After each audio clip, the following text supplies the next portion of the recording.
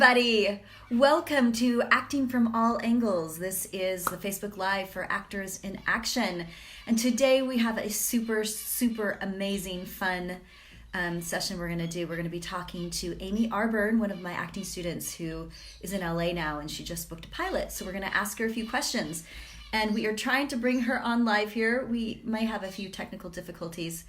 But Amy, if you're in there, she says she wants to be on my video. Approve. Works. Bring them on camera. Add. I've never done this before. I can't bring Arburn on camera. Oh, yeah! I figured it out. Yay! I'm gonna try and find a spot that you're like up. Sorry, guys. You're totally fine. This is so exciting, Amy. I'm so excited you're here.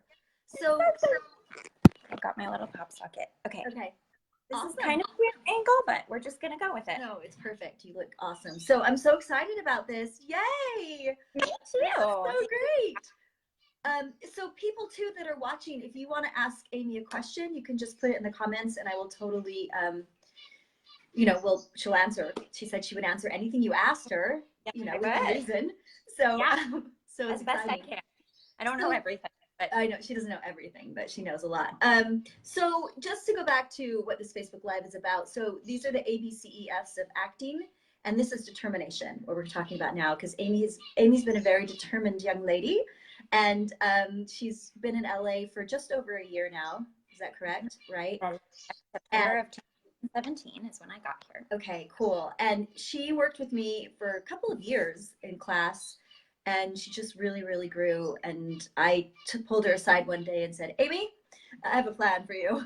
It's time. It's time. And even though it always breaks my heart when my students go off, but it's good for them. So we have some questions.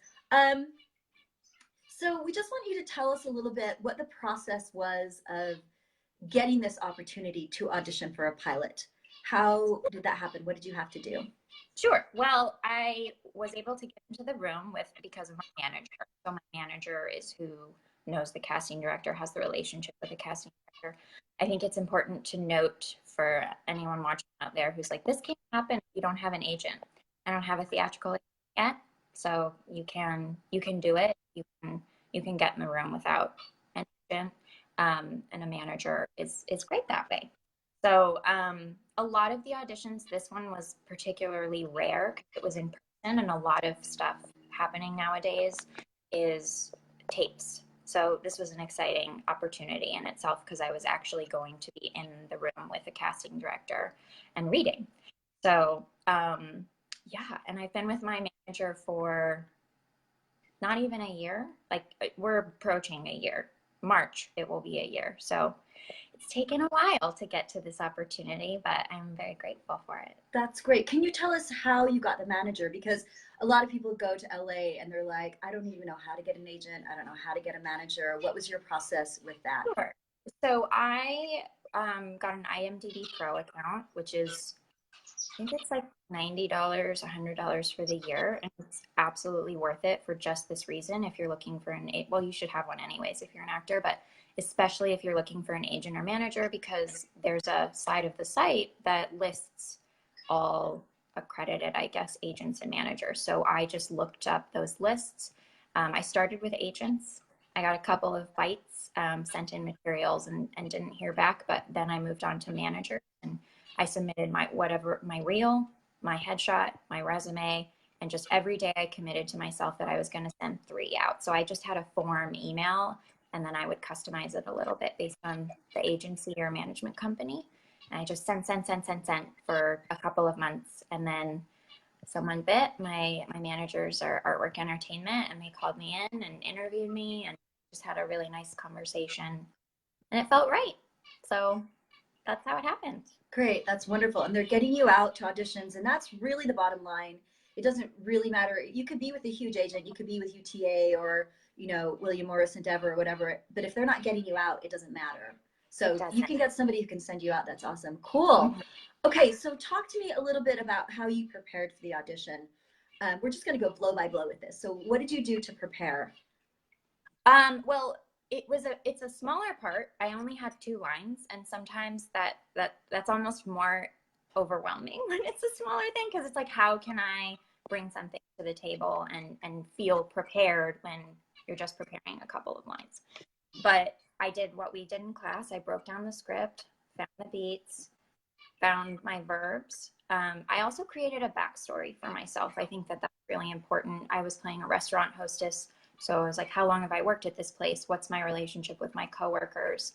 Is this the job, or am I aiming for something else? So I asked those questions about who I was and made sure I had those in the back of my mind.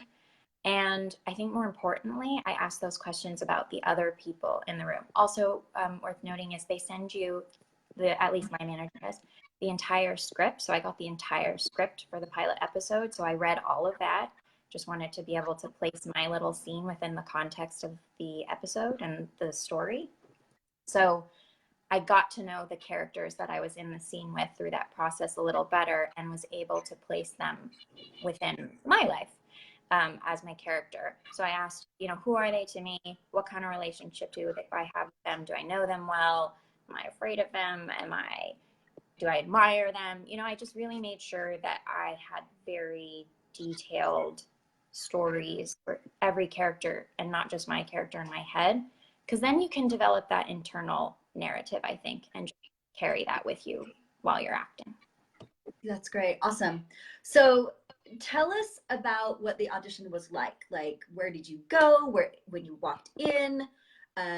Just the blow by blow, so we can imagine that and see what it's like. And again, to our audience out there, if you have questions you want to ask Amy, feel free to just type them in the comments, and we will answer them. So what was it like? I want people to experience what an LA pilot casting would be. I know it was a small role, but it's amazing that you booked a pilot. That's such a great start. It's such a great thing. So go ahead and tell us the blow by blow.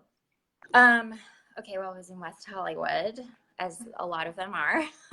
And I got a great parking spot, which I felt like was just such a great way to start the day. And I think I didn't have to pay my meter, because the person who had parked there before had way overpaid. So things were just really looking great from the beginning.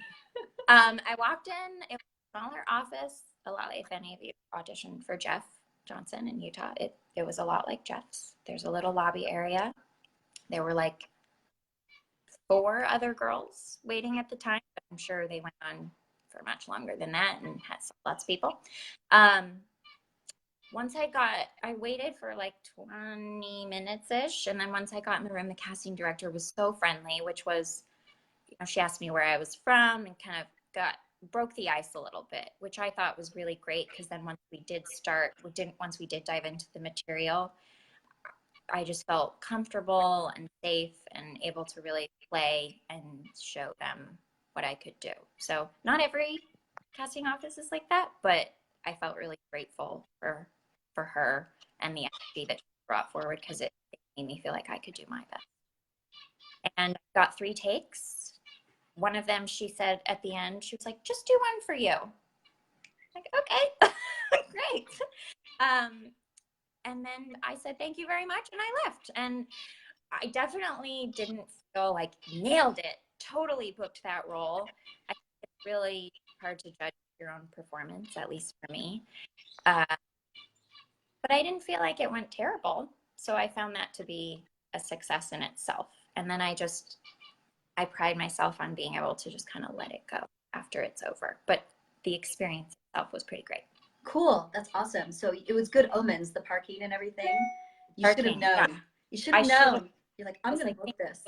Today. That doesn't for anyone watching. Don't get cool. Yeah. Okay, so now tell us about the process. How long did it take for you to get the call? You booked it, Amy. How long did that take? Oh, it happened really fast. So I believe I auditioned on a Thursday afternoon, around noon. And then I had a class that night.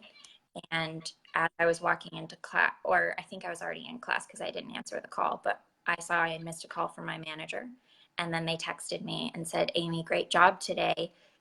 You've been forwarded over to the network for approval. And that was the night of. Wow. And I had no idea what that really meant. And I still don't really know what that means, but I knew it was a good sign because if they're forwarding it along to network, then I was at least in the running for the role. And then the next day, my manager called me. So I auditioned Thursday and got the news on Friday that I had booked it and that they were sending over an offer. So very fast. It all happened very fast. Yeah, it often does. When it happens really quickly. So Mhm. that's really exciting. That's great. Just looking at my notes here. So then how soon after did you film it? You booked it on, you auditioned Friday, you auditioned Thursday, Booked you it booked Friday. it Friday. When did you shoot? So I shot the following Saturday. Okay. Yes, it was supposed to be the following Tuesday. So not the coming Tuesday after the Friday I heard, but the following one. But then I got a call and they pushed it forward, which happens all the time. Right. Production schedules change.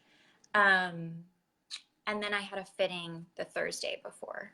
Okay. Shot Saturday. So a week Okay. after I.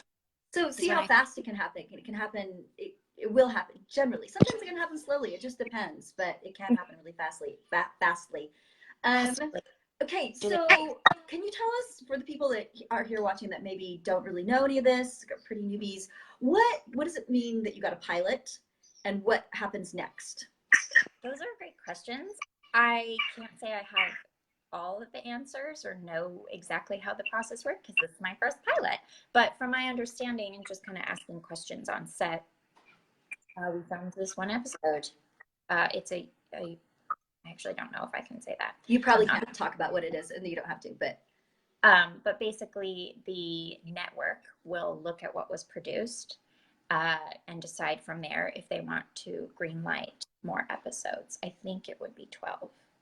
I think. Mm-hmm. So there, so now I think it's just a waiting game, and I'll hear news if it's good news. Hopefully. Right. Yeah. I have no idea what it looks like, if it's a quick turnaround, if I'll hear months from now. No idea, but you'll have to keep us posted, definitely. But so basically a pilot is just the first episode of a series, right? Yes. And then it goes to network and they're like, do we like this? Oh, that hostess girl, and it was so great. Yes, let's pick it up. And then they turn it into something that becomes the next Game of Thrones, and it's amazing. Hopefully. Hopefully.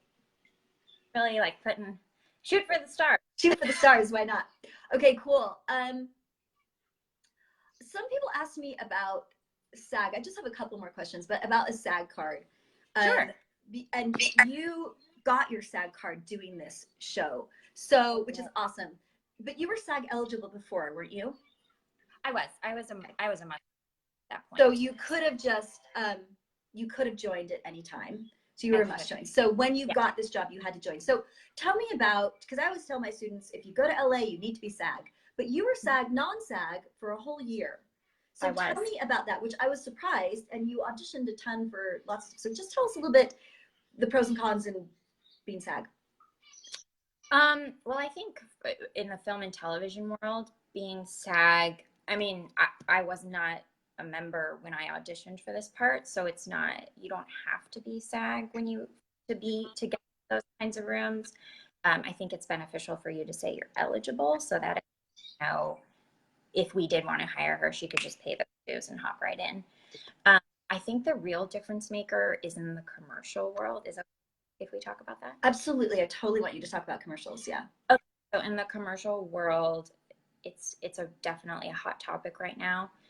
A lot of commercials nowadays, the majority of commercials nowadays are not union jobs, which is crazy and terrible. Of judging from speaking to other actors and people in casting, it's newer. That's not how it used to be. It used to be that pretty much any commercial you did was a union gig, and just the way it worked, and actors were getting paid their wages. But nowadays, like basically car companies and fast food chains and are the only that are union gigs. But there's so much going on out here. It's not like you're not going to get auditions once you do join the union. But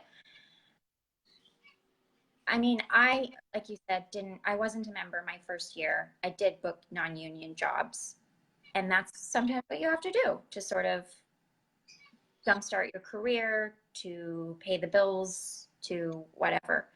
But I think as soon as you can join and you do get that call like I got, like don't hesitate, join, because then you are entering a different sector of actors, and that's scary. I feel scared, but it's such a huge milestone. So I think it's not, if you don't have it, to everyone out there, if you don't have it, that's okay. But when the opportunity, not like, do it, because every from that point forward, every audition you go to commercially is going to be work that's going to like change your life if you were to book it. Right. So you could have joined right when you got there because you were SAG eligible. So why didn't you?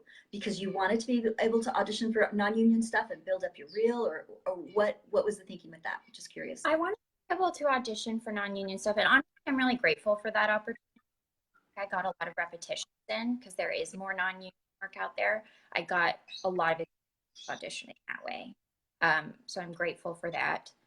And then I'm sorry, say your question. So why didn't you had the ability to join But right why when you didn't got there? Why didn't you? Because I had a lot of advice from people not to do it until okay. I had to. It is Okay.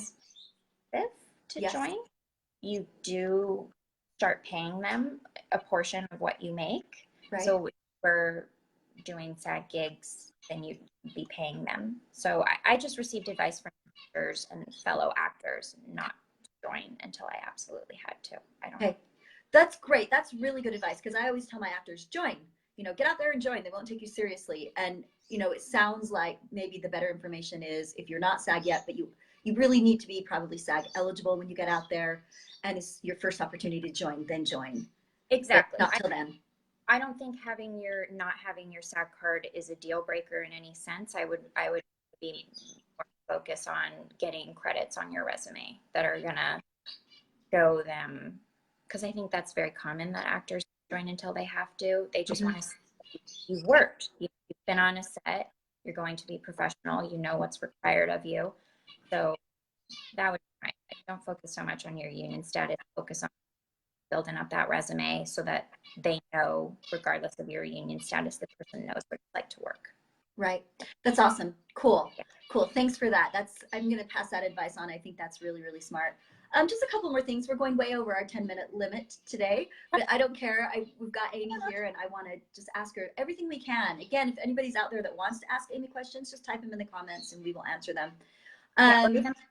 If once you post this, if they want to comment, I'll be sure to look at it. Yeah. So if you watch this, for everybody who's not watching it live, you can also post comments and Amy will answer them. So, which is really cool. Let's see. Okay, yeah. So I think I just have pretty much one last question. Do you have any tips for? Oh, hey, Michelle. Michelle's saying, hey, hi. Do you have any tips for actors who are wanting to move to a major market? You started in Salt Lake and you built up your reel and you did a lot of stuff here. You took classes, you got trained, and then you moved to LA. So can you tell them any little tricks or tips or anything that would maybe help them make that move to New York or LA or whatever? Absolutely. Well, I think I'm so grateful for my time in Salt Lake. It provided me with so many opportunities that I don't know if I would have had out here. I was able to build my resume and get great footage for my reel. So I would say before you plan to move to the bigger market, take advantage of the smaller one. You know, get those, those Lifetime movies, and get the repetitions in when you're in that smaller market and it's kind of a smaller pool of actors. So I wouldn't give anything for the experience I had in Utah in the small market, and I think it actually did help me sort of stand out as someone newer to LA. Because the impression I think is, oh, you're a baby in LA, you never worked a day in your life. You're new to this city, and I had worked because I had the opportunity in a smaller market. My other advice is, I think, obvious one: save that money, because this is that'll kill you. I know a lot of actors scrambling around just trying to survive here because it is far more expensive than where smaller markets are.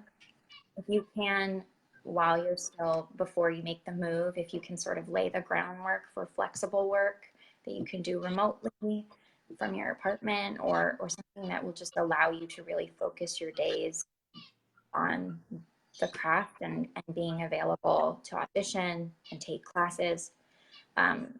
So those are my big pieces of advice: is use the smaller market to your advantage and get the experience, and really save so that you're not feeling this business is stressful enough, you know. So if you can eliminate the stress of living, then that's a game changer. Yeah, that's the same advice I would give other people too in experience. It's so important to have money and to have a flexible job that you can audition. You really can't work a 9 to 5 and audition. You just can't. It's too stressful. It's too hard. And you know, you were really smart because you worked in this great company here in Salt Lake, and you worked it out that you would work part-time remotely, which is great. If guys, you know, you can figure that out, something like that, that's really, really cool, because you need that flexibility. It's just impossible without it. Okay, cool. Do you want to tell us anything else that might be relevant or fun or good for us? Like how do you feel like, do you have friends there? Do you have a support system? Talk maybe a little bit about that, and anything else you want to say as we're wrapping up here.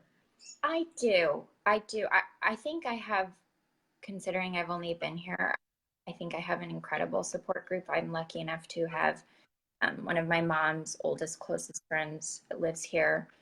So her and her husband have been really great support system for me, just being away from my own family. And, you know, just if you have even just one friend in LA, that can sort of have this domino effect, because we're all, especially if they're also in the industry, we're all in it together, and we all know how crazy and sometimes lonely it can be. So if you even have one friend, just like, you know, go to an event with them, go get lunch with them, and let them sort of introduce you to their circle, and then that circle has a circle, and it just keeps on. And that's so important here. I think one of the biggest, most wonderful pieces of advice I got before I moved here was from, and also, Jeff. Was from who? I'm Jeff sorry. Johnson. Okay, yeah, Jeff. Yeah. Our casting director in Utah. He said, build yourself a life when you're there. You know, don't bury yourself in the work. I mean, be ambitious and put yourself out there and keep your eye on the prize, but build a life for yourself, because there's a lot of rejection. There's a lot of no. There's a lot of, it's very slow, and that can be a marathon, not a sprint, as they say, and that can be really scary and frustrating sometimes. So having a support group is so, so important. And I can't stress that enough, really. But let's see, what else would I say to people considering moving? I think artists never think they're good enough or ready. And I understand that, because I felt the same way. And I want to take the opportunity to thank you for telling me that I was ready. And that was such a confidence booster for me. So you are ready. If you're out there and you want it enough, then, you know, prepare yourself and make sure you have a safety net and be smart about it. But like, take the leap. Just take the leap. You can do it. If you believe you can do it, and you have people that love you and believe in you, support you, then you can do it. That's so amazing, Amy. Thank you. That's so great to hear that kind of encouragement, because it's true. So thank you so much for being on Acting from All Angles today. No, thank you, Julianne. So great to see how well you're doing and the success you're having, and it's an inspiration for all of us. So I'm super excited that you were here. Thank you.